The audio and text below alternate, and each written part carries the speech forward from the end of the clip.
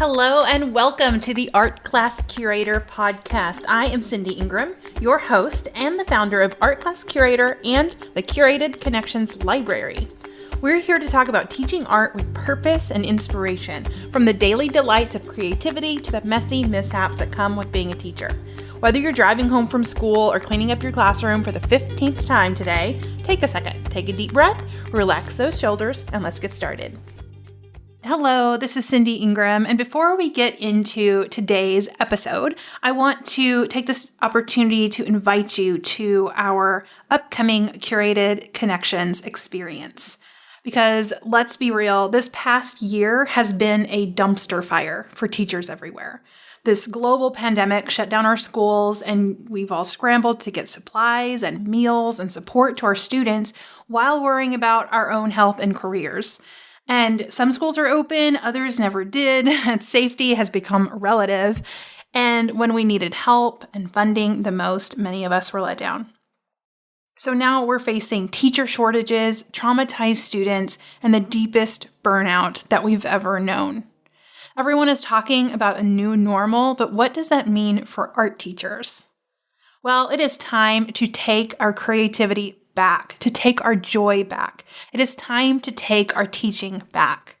This summer, join me and your passionate peers for the Curated Connections experience. Come together with other art educators, make art, partake in powerful discussions about art, and learn new ways to engage your students with art. We're getting together virtually on June 26th and in Fort Worth, Texas on July 8th and July 9th. Go to artclasscurator.com/workshop 2021 to reserve your spot. I cannot wait to see you there. Hello, everybody. This is Cindy Ingram from Art Class Curator, and I am here doing a little impromptu episode. So I know last week I promised you an episode on big talk versus small talk at the end of my conversation with Madeline.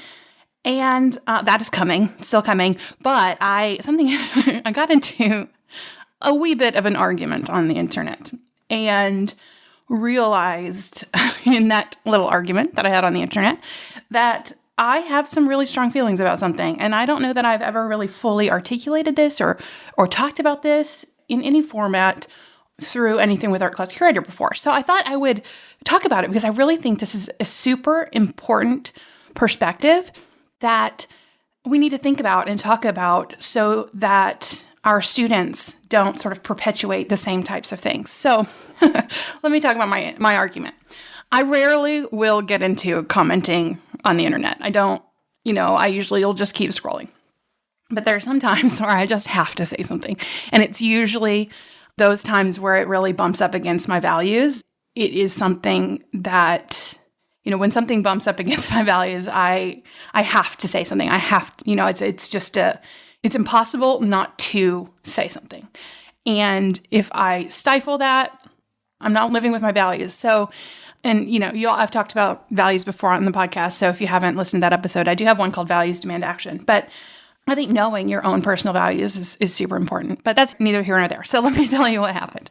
Someone in one of the art teacher Facebook groups, I don't know which one, I'm in so many, asked people how the interactive Van Gogh exhibit was. And if you're anywhere in America, I'm sure you've seen this advertised. It is in so many cities across the country. They're selling out. They've been promoting it for months, and it hasn't even opened here in Dallas yet. It opens in June, and they've been promoting for months. June is completely sold out. It's a big hub. What is the word? Hubbub is what I wanted to say, but I also wanted to say huzzah. I think hubbub is the right word. Anywho, so someone asked in the Facebook group, how was it? And she's thinking about going. And all the comments were really positive. People were saying, oh, it was really awesome. I really enjoyed it. Totally worth it. Such a good time. I really felt moved by it. It was tons of positive feedback. And then one person in particular went the opposite direction, which is fine. You're fully allowed to disagree. But her comment was, she said that it's a light show. Please, it's not like viewing his collection in a museum, not even close. I was lucky enough to get tickets to his show at the National Gallery in the late 90s. Nothing compares. And then she talks about how it's exploiting his real work, saying as a cartoon version, it's like going to see animatronic dinosaurs instead of going to the Museum of Natural History. So Some other people challenged her on that too. That someone else challenged her and said that it was, yes, it's a spectacle. Yes, it's a moneymaker, but this could be a buy-in for students who would otherwise not want to go to an art museum or experience a work of art. And so this is a way to reel them in and hook them, is what this other person has said. And I think that I 100% agree with that, absolutely. And then my comment was, if it puts more art experiences in front of people, then I'm all for it. Because we're all about, at Art Class Curator, finding your personal connection to art and finding art that means something to you and giving you personal, powerful, authentic, moving experiences with works of art. So if you look a couple episodes back at my episode looking at art as a spiritual practice, you can do this and learn more about yourself and understand yourself and the world better. There's so much that can happen when you have a powerful art experience. So when we go and put limits on what is an okay art experience, when we say, oh, you had a really powerful art experience at the Van Gogh Museum or at the Van Gogh exhibit, I'm worried she's going to get on me again by saying exhibit. By going to this Van Gogh interactive video show, well, that's not good enough because it wasn't the real thing. So your experience, not the real thing. You didn't really have that experience. You don't know anything about Van Gogh, and it doesn't matter because you didn't see the actual art. If you saw the actual art, you would be so much better off. Give me a freaking break, Like, seriously, who are we to say that your connection, your experience, your emotion about the experience, whatever you learned about yourself during the experience, whatever you learned about the world during the experience, whatever you learned about Van Gogh during the experience, whatever you learned about anything during the experience, invalid because you didn't see an actual Van Gogh. It doesn't count. Give me a freaking break. Okay, so I'm recording this right after because I'm mad about it because I hate this attitude. One of the lessons I did in my classroom back when I was teaching college, taught community college for about, how long? 4 years, I think. And I would do a lesson on art museums, and then I would assign my students to visit an art museum and write a paper about it over the course of the semester. We have a ton of museums in Dallas-Fort Worth area, so it was a really good experience for them to get out and actually see it in person. So I'm for this commenter for seeing real works of art. I think it's really important. However, a lot of people in this world who do not have art backgrounds, who aren't art teachers or who aren't travelers, who don't get to go to see art on a regular basis or don't even see that they might want to, they view museums, they view art as that is for other people, that is not for me. And I ask the question of my students when I introduce this lesson, and I have them answer the question, if an art museum was a person, what would they be like? What would their gender identity be? What would their personality be? What kind of car would they drive? What job would they have? What kind of friends would they have? Fully flesh out. What about this? What do you think about the art museum as a person? And that lesson is available in the Curated Connections library. So if you're a member, we will add a link to that in the show notes today. But the results of those questions were so telling. So telling. The museum personification characters were often really snobby. They were very fashionable and classy. They, like bougie, really like elitist, high level, not your everyday person. Their personality sometimes is a little standoffish. And I got other things too. I got maybe other students might say like a really artsy person who's really welcoming, but that wasn't the norm. The norm was, this is someone who's completely separate than I am. So thinking about that you go to a museum, and I don't know if they do this anymore at the Dallas Museum of Art, but for years, when you go to the Dallas Museum of Art, the first thing you see, the first greeting you get is a security guard asking you to look in your bag There's no welcome. There's no greeting. There's no, we're so happy you're here. It's, let me see, let me look in your bag. And then you get greeted and you get your tickets and all of that later. But it's like, you immediately send the message, you are not welcome here. We don't trust you, And then you go and you see they have like really high ticket prices, and then you're like, well, that's not accessible for a large part of the population. And then there was even a lot of controversy recently about an Indianapolis museum. I think it was Indianapolis, but they had fired their director because the director actually they were looking for a new director. And in the job description, they put making sure to cater to our white core audience while also expanding diversity. That was a big controversy. But that tells you that sort of thing is there. That elitism is built into the system of art museums. And it's not the fault of any one art museum. There's a lot of art museums really opening their doors, really making changes, really becoming inclusive. And I used the Dallas Museum of Art as a negative example, but really they are a positive example. They took away the admission prices to the museum. They have family spaces. They have late night events with DJs. They're really trying to get the population, a more diverse population, into the doors and get more people connecting with the art. And that's really wonderful. So, but that feeling is there. If I were to go ask just people in my community, I live in the suburbs of Dallas, I bet you most of them, haven't been to a museum. And if I were to ask them why, I would get a wide range of answers, but a lot of people feel that they are missing something. So they're not rich enough. They're not knowledgeable enough. They're not connected enough. They're not enough to have a good experience with works of art.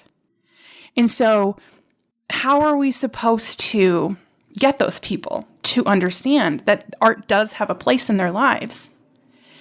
How are we supposed to do that if we're telling people and we're putting rules on what your art experience should look like? If you go to that Van Gogh exhibit and you have an emotional experience, you're moved by it, you're delighted by it, you go away and you look up Van Gogh's art and you want to see more. You make an effort to go visit an art museum to see a Van Gogh in person. Yes, okay, that money-making thing, that was a light show, that wasn't his real work, inspired someone to make a connection to art that didn't make it before. And before I clicked record, I was talking to my team and art class curator about this too, just to tell them, I was like, I got in a little fight on the internet. I was like, but I'm going to start recording a podcast about it. But one of my teammates, Rachel, said that she had seen her friends who were not particularly interested in art. They took their kids to see the immersive Van Gogh show in Chicago. And she said it was magical for the kids. They had conversations about how the color made them feel, about the flowers that are painted, to invite you to take a closer look. She said that the artist made the world feel closer. Those kids had a magical, powerful experience with works of art. And you're telling them that those experiences are not okay because it doesn't fit what your rules are of an art experience? That art experience has to be a silent experience sitting in front of a static painting? And I think the person I was arguing with on the internet actually put silent in all caps at one point. But we can't impose our rules on someone else, especially when this is going to create more art lovers. This is creating more cultured people. This is creating more connected people. It's giving them a fun experience outside of their house, connecting with something beautiful, something meaningful, something powerful. And because it wasn't paint on canvas and because it was a digital media, it doesn't mean that it's worthless. It doesn't mean it's wrong. It doesn't mean it's not real. It doesn't mean that your experience is any less powerful or meaningful than if you had seen it in person. And chances are, some kids are going to have a more powerful experience with the video installation of the immersive Van Gogh than they will with the Van Gogh in person because they're used to a more dramatic media. This is putting the art onto a level that will grab them in, and then that will lead to them connecting with art. We're reaching more audiences with things like this. We're broadening the scope of what art history is and who it's for. And that can only be a good thing. That can only be beneficial. The art is still going to be amazing whether or not this experience happened. I mean, even think of the movie Loving Vincent. That was brought up a few times too. know about if it came from this person I was disagreeing with. But, people, you don't watch that and have a moving experience with that and say, oh, you know what? That wasn't actually Van Gogh. Your emotions don't count here. It's crazy, right? I'm not crazy, right? I got to be right here. And it reminds me of, for a really long time, I would watch Survivor. I still watch Survivor. It hasn't been on since the pandemic, and I'm so sad. I really love Survivor. I could go on about it. But I actually a little bit worry telling you that. And I worried telling people that for a really long time because I was ashamed of it. Because I was ashamed that I enjoyed something that was so not academic or not thought-provoking or whatever it was. That I wasn't reading a book instead. But who cares what other people enjoy? Who cares? If that's something that brings me joy in my life, if I enjoy watching the plotting and the puzzling and the competitions, and I enjoy figuring out, thinking who's going to be let go and what would I do if I were there. That's fun to me, and I enjoy that time. It's not my job to tell anybody that what they like, whether it be movies, whether it be music, whether it be art, it's not my job to tell them that that's not okay that you like that. We are all allowed to like what we want to like, and we are all allowed to have experiences that we want to experience. And it's so important that we let our students know this, that art is for everyone. It is for everyone. It is not just for the elite few that go to museums. It's not just, powerful aesthetic experiences. My very first one that I had was at a movie theater watching the Circle of Life scene from Lion King when I was in the 8th grade. I've talked about that before, but I saw that movie 12 times at the theater because the Dollar Theater was right around the corner from my house. And I was just like, Dollar Theater every day. We're going to watch this movie because it was so moving to me. But someone have come and say, oh, no, you haven't seen real lions in the wild in Africa. This isn't the same. No, you're going to tell that to somebody.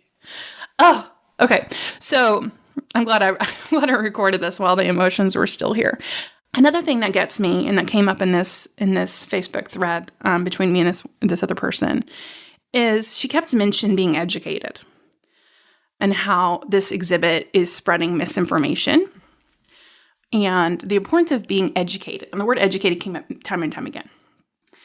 And that is another thing I take issue with too, because I don't view works of art as something for me to teach about.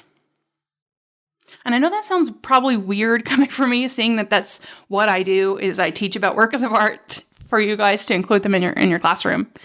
But you'll notice that there's no lecture.